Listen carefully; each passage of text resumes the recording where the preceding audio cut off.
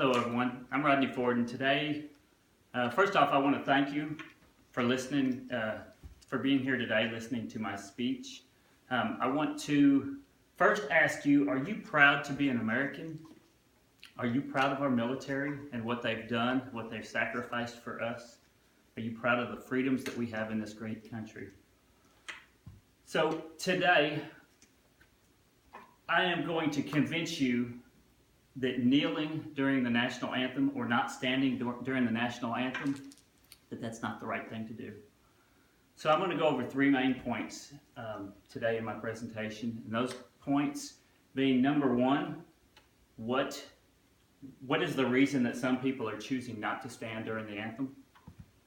Number two, we will go over some statistical data that I feel disproves number one's thought process on why they feel the need to disrespect the anthem or the flag.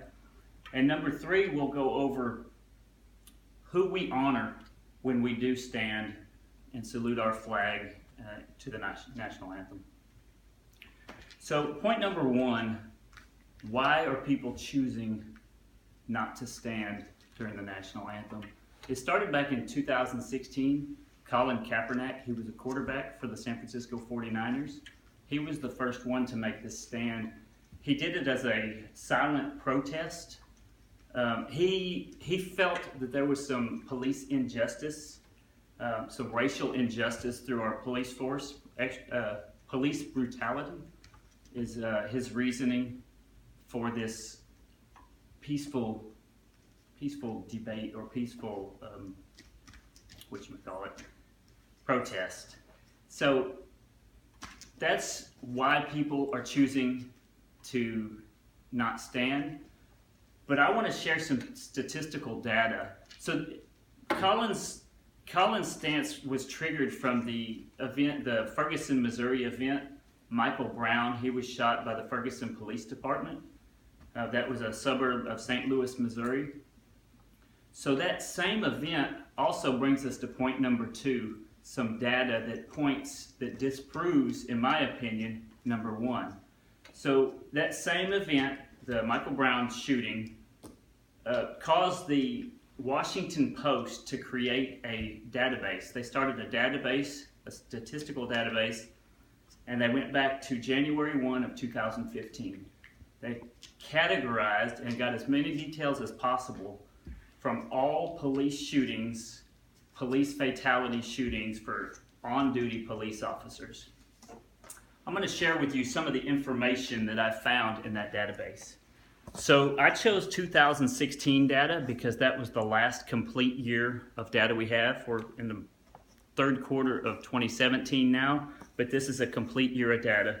So we had a total of 963 fatalities. Of those, 466 of them were white. 233 were black. That's exactly half the amount of blacks were killed than whites from our police force in America.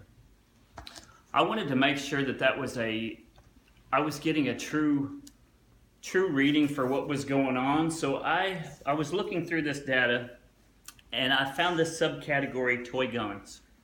So this toy guns is these people that were killed. So it was a 44 people total that were killed while holding toy guns. I figured that subcategory could be deemed as excessive force very easily. So I drilled into that data. Again, I found pretty much the same answer as over here. So there was a total of 44 fatalities by the police force.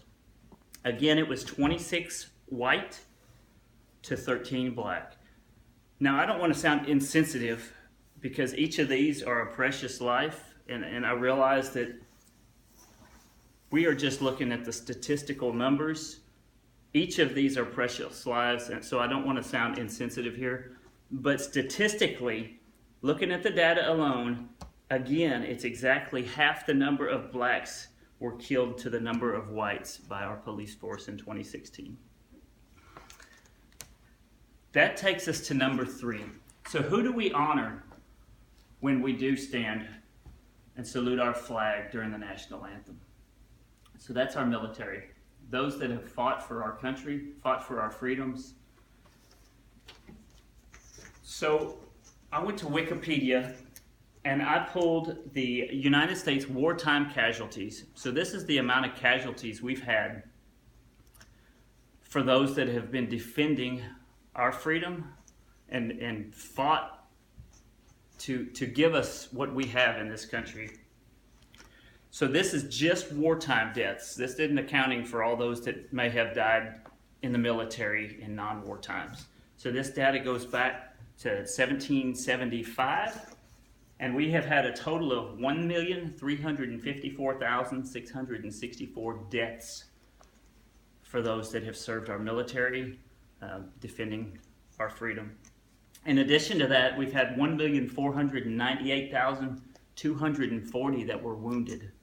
It's a tremendous number of people that have sacrificed a great deal for our country, and I'm thankful for them. In addition to these that have given so much, we've also got over 40,917 that are still missing. We don't know their whereabouts. Each of these people as well have families. In my opinion, these are the people that we are dishonoring, all of these that have sacrificed so much, and all those that are currently defending our country in the military. These are the ones that we are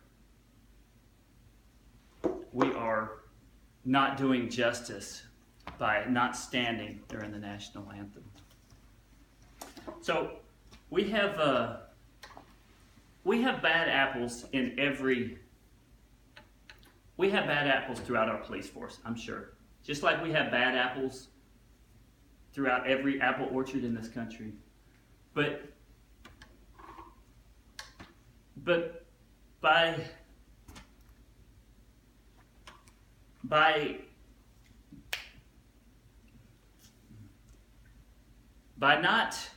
disrespecting what those that have given so much is not the right avenue, in my opinion, to make progress, to drive some positive change. So we have just discussed why people are choosing to kneel or not stand during the national anthem. We also I went over some data that I feel clearly shows that number one is not right in their belief. I think that the data showed that the excessive force due to racial profiling or racial injustice, I think the data clearly showed that that's not the case. At my work, we have a slogan: without the data, it's just an opinion. And I think that data was eye-opening to me. I didn't think it would be that much of a swing, one-sided. And then I've also showed, number three, who we dishonor when we don't stand for the flag. So I want to take this time, that was my ploy, to get you to stand for the flag, but I want us to come together as a country. I want us to teach our children to honor our flag, to love each other regardless of race, ethnicity, any kind of economic divide. We should raise our children to love. We should raise our children to love the flag, to love our country, and to honor those who serve for our country. I thank you for listening to me today, and I want you to think, the next time you hear the national anthem played, I want you to think about those 3 million that have sacrificed so much when you stand up and you honor the flag, the national anthem, and our country. Thank you for listening. God bless, and God bless America.